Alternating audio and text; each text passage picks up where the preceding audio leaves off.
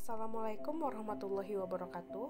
Halo teman-teman semua, saya Cindy Rahmadeswita, mahasiswi keperawatan dari Universitas Andalas. Pada kesempatan kali ini, saya akan memberikan pendidikan kesehatan mengenai bagaimana cara pencegahan HIV/AIDS pada kelompok berisiko, yaitu kelompok remaja, di mana pada wanita nantinya berpotensi untuk menularkan HIV/AIDS kepada bayinya.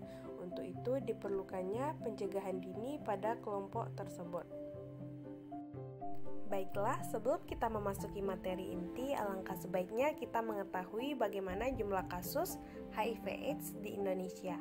Dapat teman-teman lihat bahwa selama 11 tahun terakhir, jumlah kasus HIV di Indonesia mencapai puncaknya pada tahun 2019, yaitu sebanyak 50.282 kasus. Dan untuk kasus AIDS sendiri tertinggi pada tahun 2013, yaitu sebanyak 12.214 kasus. Dan diperkirakan oleh Kementerian Kesehatan Indonesia terdapat 543.100 orang dengan HIV dan AIDS di tahun 2020. Jadi prevalensi HIV di Indonesia adalah 0,26% pada populasi dewasa lebih dari usia 15 tahun. Setelah kita mengetahui bagaimana jumlah kasus HIV/AIDS di Indonesia, selanjutnya apa sih itu HIV/AIDS? HIV adalah sejenis virus yang menginfeksi sel darah putih yang menyebabkan turunnya sistem imun atau sistem kekebalan tubuh dari manusia. Sedangkan AIDS sendiri adalah sekumpulan gejala yang timbul karena turunnya sistem imun yang disebabkan oleh infeksi HIV tadi. Jadi AIDS ini adalah tahap lanjutan dari HIV. Biasanya penderita HIV memerlukan pengobatan dengan antiretroviral untuk menurunkan jumlah virus HIV di dalam tubuh agar tidak masuk ke dalam stadium AIDS. Sedangkan penderita AIDS membutuhkan pengobatan antiretroviral untuk mencegah agar tidak terjadinya komplikasi. Selanjutnya, bagaimana tanda dan gejala orang dengan HIV/AIDS? Infeksi HIV pada umumnya tidak menampakkan wujud yang jelas di awal masa paparan. Infeksi HIV umumnya memakan waktu hingga 2-15 tahun sampai bisa memunculkan gejala pasti. Jadi HIV ini tidak akan langsung merusak organ tubuh manusia, melainkan virus ini akan menyerang perlahan sistem kekebalan tubuh dan melemahkannya secara bertahap, sampai kemudian tubuh menjadi rentan diserang penyakit terutama infeksi.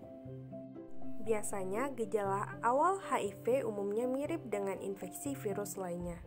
Yang pertama itu ada demam, yang kedua sakit kepala, yang ketiga sering merasa kelelahan, yang keempat nyeri terasa pada otot, yang kelima terjadi penurunan berat badan secara perlahan, dan yang terakhir pembengkakan kelenjar getah bening di tenggorokan, ketiak, atau di pangkal paha. Selanjutnya, bagaimana cara penularan HIV/AIDS? HIV dapat ditularkan melalui pertukaran berbagai cairan tubuh dari orang yang terinfeksi HIV seperti darah, yaitu penggunaan jarum suntik secara bersamaan, dan transfusi darah yang mengandung HIV. Selanjutnya itu air susu ibu, selanjutnya semen dan cairan vagina pada saat melakukan hubungan seksual. HIV juga dapat ditularkan dari hubungan seorang ibu ke anaknya selama proses kehamilan dan persalinan. Selanjutnya, setelah kita mengetahui bagaimana cara penularan HIV/AIDS, selanjutnya kita dapat melakukan pencegahan HIV/AIDS dengan A, B, C, D, dan E. Di mana A. Abstinence, yaitu absen melakukan hubungan seks bagi kelompok remaja yang belum menikah. Selanjutnya yaitu B. Be faithful, yaitu bersikap saling setia kepada satu pasangan pada saat kelompok remaja menikah esoknya. Yang ketiga itu C. Kondom, yaitu cegah penularan HIV melalui hubungan seksual menggunakan kondom. Selanjutnya no drugs, yaitu dilarang menggunakan narkoba, yaitu penggunaan jarum suntik yang tidak steril. Dan yang terakhir itu E, education, yaitu pemberian edukasi dan informasi yang benar mengenai HIV, cara penularan, pencegahan, dan pengobatannya dari tenaga-tenaga kesehatan.